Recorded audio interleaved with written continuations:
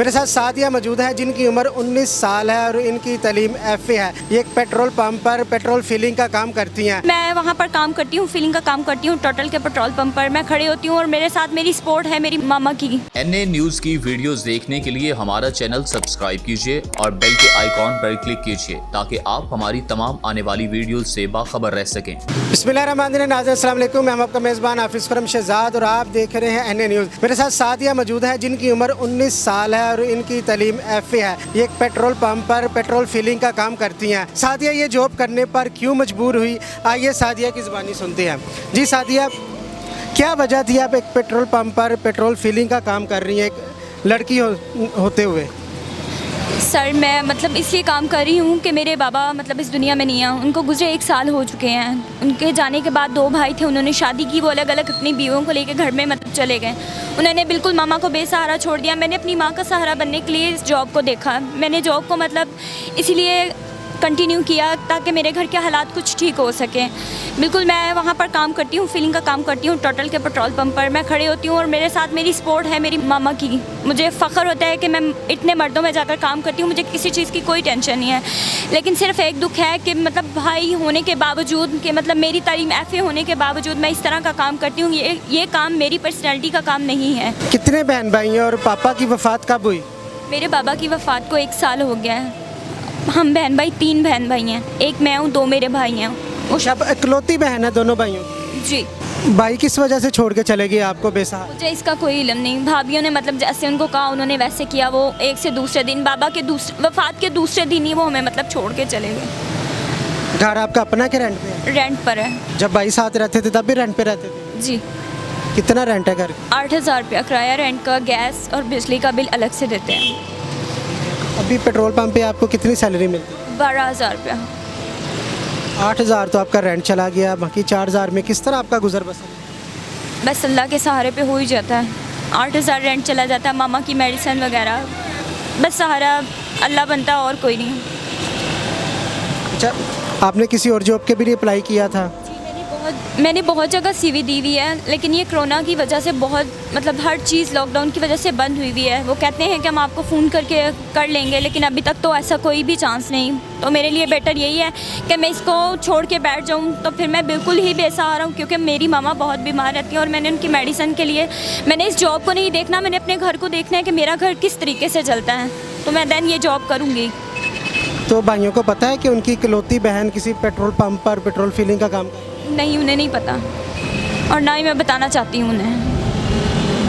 अगर अब भी वो आपकी वालदा के पास आ जाएं, आपके पास आ जाएं, तो कोई ऐसा चांस है कि आप उन्हें माफ़ कर दें? या मैं बिल्कुल माफ़ नहीं करूँगी उन्हें, मैं बिल्कुल माफ़ नहीं करूँगी उन्हें। अच्छा, इसके अलावा क्या आप अपील क्या करना चाहती है? बस मैं ये अपील करना चाहती हूँ कि खुदारा के जिसके माँ बाप इस दुनिया में ज़िंदा हैं वो अपनी माँ बाप की कदर करना सीखें, और जो भाई अपनी बहनों को धुतकार कर चले जाते हैं उनसे इल्तिजा है, उनसे अपील है कि वो अपनी बहनों के सर से हाथ उठाने से पहले ये देख लें कि दुनिया में बहुत सी औरतें ऐसी हैं जो इस तरह बेसहारा फिरती हैं। मैं बेसहारा नहीं हूँ, क्योंकि मेरे साथ सबसे बड़ी जन्नत मेरी माँ है। मुझे किसी चीज़ की कमी नहीं है। बस मैं यही अपील करूँगी कि इल्तिजा ये है कि अपनी बहनों के सर पर भाई बनकर हाथ रखें और उनकी हिफाजत करें। भाइयों से प्यार करती थी? प्यार करते थे भाई आपसे? मैं अभी भी करती हूँ, लेकिन जो हरकत उन्होंने किया वो ठीक नहीं है। अच्छा, जब आप पेट्रोल पंप पर काम करती हैं वहाँ पे तो सारे मेल अफराद होते हैं, लड़की होते हैं, तो टेंशन होती होगी किसी तरह एक लड़की किस तरह काम कर रही है? जी होती है, लेकिन मैं बिल्कुल वहाँ पर ख़ुद को औरत नहीं समझती। मुझे तरह तरह के मर्दों की नज़रें बर्दाश्त करनी पड़ती हैं, लेकिन मैं सिर्फ अपने काम को देखती हूँ कि मैंने काम करना है। अगर मैं लोगों को देखूँगी ना तो फिर तो मैं दूसरे दिन ही घर बैठ जाऊँगी, और अगर मैं घर बैठ जाती हूँ तो फिर मेरे घर का निज़ाम नहीं चल सकता। आपकी तालीम FA है तो आगे स्टडी का भी शौक़ है आपको? स्टडी भी जारी रखना? जी, स्टडी का शौक़ है, लेकिन कर नहीं सकती क्योंकि मेरी मामा जब तक ठीक नहीं हो जाती। अगर कोई अल्लाह का नेक बंदा ये प्रोग्राम देख रहा हो, कोई मुखय्यर हज़रात आपको स्टडी भी करवा दे, जॉब की ऑफ़र भी करे, तो आप करना चाहेंगे? जी, मैं ज़रूर करना चाहूँगी। अच्छा, भाइयों की शादी फैमिली में हुई थी कि out of family? Out of family में हुई है शादी।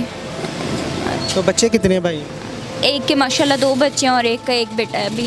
अच्छा, जब वो वालिद साहब आपके हयात थे तो आपके घर में वो अखराजात वगैरह खर्चा वगैरह देते थे घर के जी उस वक्त देते थे, वालिद साहब हयात थे, वालिद साहब का रोब था घर में उस वक्त, सब देते थे, दोनों भाई भी ठीक थे मतलब, और सैलरियाँ भी थी, जॉब भी लगी हुई थी, घर का सर्कट सही तरीके से चल रहा था।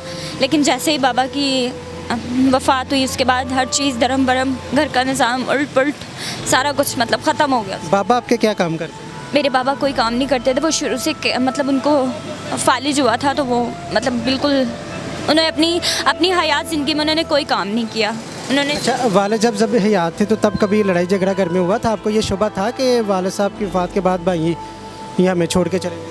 ऐसा तो नहीं, बिल्कुल मुमकिन नहीं था, कभी सोचा ही नहीं था कैसा होगा कि वालिद की वफ़ात के बाद ये सब होगा, क्योंकि हमारे घर में इतना इत्तेफाक था कि लोग हमारे इत्तेफाक की मिसालें देते थे, और आज वही घर है कि जिसकी लोग बातें करते हैं। आपकी ख़ानदान में से, ननियाल में से, ददियाल में से किसी ने सपोर्ट किया हुआ? सपोर्ट क्या करेंगे, वो बातें करते हैं। तो अभी तो बाबा के मतलब जाने के बाद 6 दिन ही गुजरे थे कि लोगों ने हमें कहा कि अब मैं देखूंगी कि तुम लोग मतलब तरह तरह की बातें ख़ानदान ने करना शुरू कर दी, वालिदैन इसी की तरफ से भी, मामा की साइड के भी जो लोग हैं उन्होंने तरह तरह की बातें करना शुरू की, तुम लोगों की बेटियां ये करेंगी वो करेंगी, घर में बैठ जाओ, फलाना कर लो, तरह तरह की बातें लोगों ने की बजाय सपोर्ट करने के। जो भाभियाँ थी आपकी, वो उनका वालिदैन के साथ, की वालदा के साथ आपके साथ कैसा बर्ताव? का वालिद साहब हयात थे, उनका बर्ताव हमारे साथ बिल्कुल ठीक था, एक बहनों की तरह हम चलते थे, मतलब ना उन्होंने कभी हमें नंद समझा था ना हमें उन्हें कभी भाभी समझा था, हम उसको बड़ी बहन कहते थे, वो हमें छोटी कहती थी।